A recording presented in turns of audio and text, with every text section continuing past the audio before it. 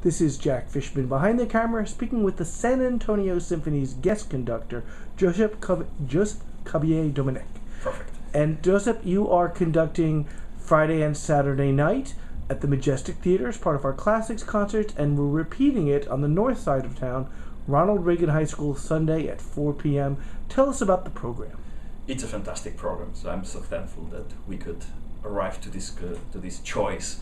We start with Danzas Fantasticas from Turin, which is a fantastic piece. The three movements of them, it's like 17 minutes piece, which is just great. Three folk dances from Spanish character, and very interesting instrumentated for the orchestra, so all the orchestra can show off and can show what they can.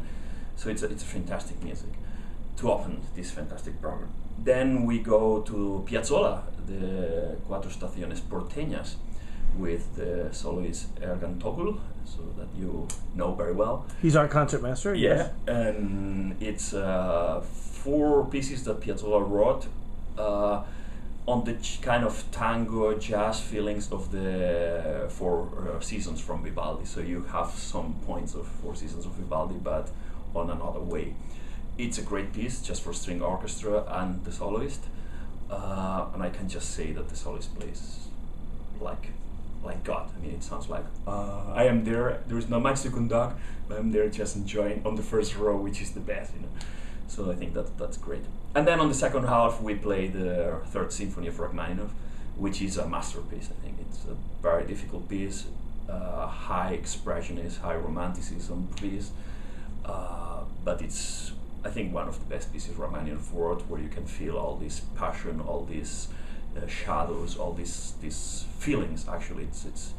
I will say that the whole program, it goes about feelings, very deep feelings, you know, and I think that's what makes the whole program come together very well. Now, Rachmaninoff is mostly known as a composer of piano music, not symphonies. Yeah. How do you think he does as a symphonist? I think he does perfect. Because he used this cantinellas, he used the way of singing with the piano, with the orchestra. But it's very interesting. He started very old with the 1st Symphony, which everyone said that had no structure, and that was not a great singing voices. So it was kind of a first try. Then he wrote the 2nd Symphony, which is a monumental piece, full of beautiful melodies and full of very instrumentated. But then everyone said to him, you don't know how to write a real symphony. The structure is not there. It's only like beautiful melodies on the piano. And then he wrote the 3rd Symphony to prove everyone that, I cannot only write beautiful melodies which you will listen to them, but I'm able to write all kind of music, all kind of symphony structure, like having a fugue and having everything, and 4 movements, even if there are 3. But the second, it's a slow. Fast, slow one. So actually it makes the whole structure very clear. It's a very dense symphony, so I imagine that the first time people can be surprised, because it's not the Rachmaninoff you are used to. But paying attention, and after the second time it really becomes a fantastic piece. Now, you came to guest conduct the symphony from Spain, yeah, and we're very glad you made it. As I understand, you had a little trouble the prior week. Something prevented you from completing your appointed task.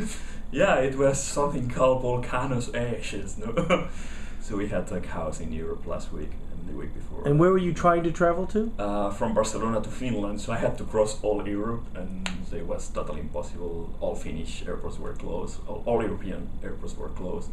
And among that, the French rail system were on strike, so there was no way to leave Spain. So now, has that I couldn't drive. So. Has that ever happened to you before? Have you ever missed a concert because of travel? Well, first of all, probably never missed a concert due to a volcano. No. No. Have you ever missed a concert for any other crisis? No, I think I missed one rehearsal, or let's say I arrived late to the first rehearsal with one orchestra because I lost one connection. But that's it. I mean, I arrived like 1 hour late to the rehearsal, and the concertmaster was working with them, and then I joined the rehearsal. But only rehearsals, I never miss a concert, and hopefully I will never do it again. Yes, because that's the bane of conductor's existence, is constant travel. Yeah, that's right. And the other thing, there was a contemporary clarinet concerto that I had to study for this concert, and it was not an easy piece, And after so much work, then you are stuck in Barcelona and say, oh, why did I study this piece? Probably I will never conduct it again, you know. Now you're based in Barcelona. I'm based in Do you Barcelona. come to America often? Yeah, like 2-3 times a year, yeah. I'm going to be next month in Mexico, and then the whole summer in Aspen, and the Winter Green Festival. Then next year I come back to Texas again, to Fort Worth. So yeah, I'm coming like 2 or 3 times a year. That's fantastic. Well, we're very much looking forward to Rachmaninoff this weekend. Thank you very much. Thank you very much to you. It's a pleasure.